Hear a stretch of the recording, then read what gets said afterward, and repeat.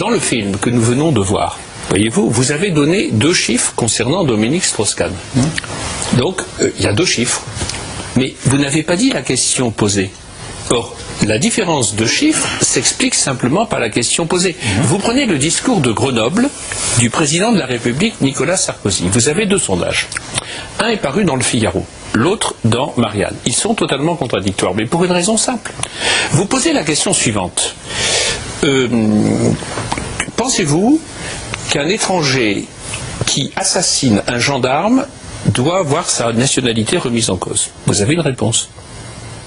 Vous posez la question, en matière de criminalité, faut-il appliquer les mêmes règles aux Français et aux étrangers? Vous aurez une autre réponse. La première, alors non mais je vous dis simplement, Monsieur Régnier, je vous dis simplement, mais rien. Je vous dis, mais non, mais attendez, mais vous avez mal lu. Non, mais vous dites là, mais non, mais vous avez mal lu notre proposition de loi. Là, dans votre propos, la proposition de loi qui a été adoptée, elle dit simplement qu'il faut que l'on ait connaissance des questions. C'est pas absurde. Non, on peut laisser faire. Pourquoi vous ne laissez pas faire l'esprit civique, l'esprit critique? Parce que, pourquoi vous ne laissez pas si, Monsieur Régnier, j'ai bien compris votre position, il ne faut rien faire. Non, pas du tout. Non, mais j'ai bien compris. Vous pouvez trouver une âme de censeur, est-ce que vous pensez que ça va vers ça? Vous le pensez? Monsieur Régnier, et en particulier, en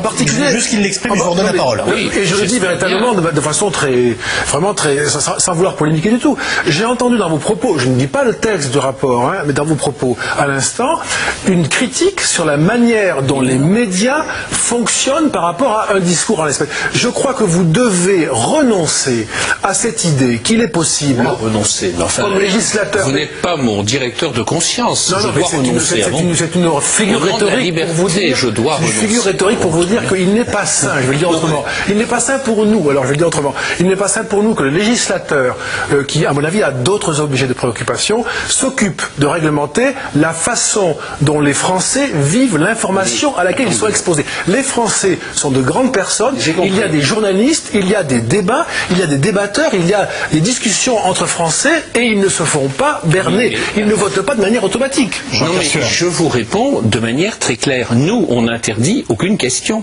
On dit que toute question est légitime. Simplement, on pense que quand on publie les résultats d'un sondage, il faut publier les questions. Est-ce qu'on va obliger un journaliste à publier ses brouillons, monsieur le sénateur? Non, mais c'est une question. Est-ce qu'on est obligé de publier un brouillon? Mais pas du tout. Mais c'est pas du tout la même chose. On permet, y compris au journal, de le mettre sur son site internet s'il n'a pas la place, mais on veut que l'on ait accès aux questions. De même, voyez-vous, prenez un sondage politique dans lequel vous allez poser 10 questions. Vous en publiez 3. Vous allez publier la 2e, la 5e et la 8e. Eh bien, il est tout à fait nécessaire que l'on puisse connaître les autres questions, parce que dans un sondage, la réponse à la question 2 est très largement conditionnée par la question 1, et ainsi de suite. De même, nous pensons que sur la question des redressements, il a été bien expliqué tout à l'heure qu'il y avait des chiffres, et puis que ces chiffres étaient redressés. Alors moi je voudrais être très précis là-dessus. Qu'est-ce que nous disons? Nous disons qu'il y a une commission des sondages et qu'il faut, à la veille de la publication des sondages, donner les chiffres bruts et indiquer les critères de redressement.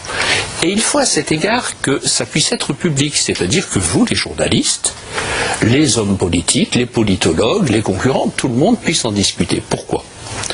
Et je dirais en un mot, certains amis sondeurs, mes amis des sondeurs, me disent, mais enfin, monsieur Sueur, quand vous allez au restaurant, vous ne demandez pas au chef de vous dire sa recette. Vous êtes très content d'avoir dégusté la bonne cuisine. Donc laissez-nous, nous avons nos secrets de fabrication. Et moi je dis, mes chers amis, je vous pose une question, chers amis sondeurs. Est-ce que ce que vous faites, c'est de la science? Et ils me répondent, oui, c'est de la science sociale. D'ailleurs, si ce n'était pas de la science, ce ne serait pas la peine de mettre tous ces chiffres. Alors je vous dis, moi je suis un scientifique. J'ai fait des sciences sociales avant d'être sénateur ou député ou maire. Et je pense qu'il est très bon pour le débat public que l'on sache, eh bien voilà, les gens ont répondu à 5% qui votaient pour le Front National. Vous allez publier 15%. Très bien. Parce que vous avez fait des analyses. Et vous avez fait des analyses entre l'écart qu'il y a entre ce que les gens déclarent et ce qu'ils font comme choix au moment des élections sur une série d'élections. Eh bien, vous allez nous dire cela, c'est intéressant. Parce que moi, je crois, au contraire tout à fait de M. Régnier, que la bonne solution, c'est la transparence, la vérité, être explicite. Et encore un mot, et j'arrête. Ce qu'a dit M. Mercier est très important. Et tout à l'heure, vous nous avez lu cette déclaration de la commission des sondages quelques jours avant le vote. Simplement, vous avez dit fort justement, personne ne l'a publié, personne n'en a entendu parler. Or, ce que nous disons dans notre proposition de loi, c'est quelque chose de très fort. Si 8 jours avant une élection, vous avez un sondage qui est faux, fallacieux, on ne vous interdit pas de publier, mais en même caractère, ou dans le même temps à la télé, vous allez lire les 3 ou 4 lignes de la commission des sondages. On peut savoir avant si c'est faux. Mais attendez, la commission des sondages... Je n'ai pas compris l'argument. Oui, l'argument. vous n'avez pas compris.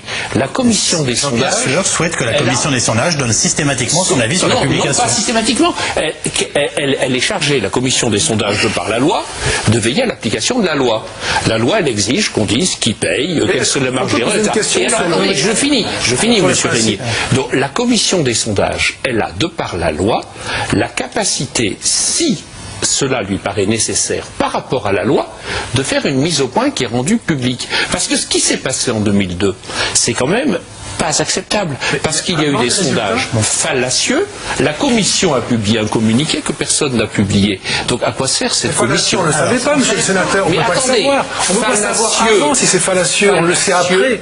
Par rapport aux règles qui sont celles de la loi. Je suis précis. Par rapport aux règles qui sont celles de la loi. Fallacieux, c'est illégal. C'est illégal. Donc c'est pas fallacieux. Soit c'est fallacieux, soit c'est faux, et c'est pas exactement la même chose.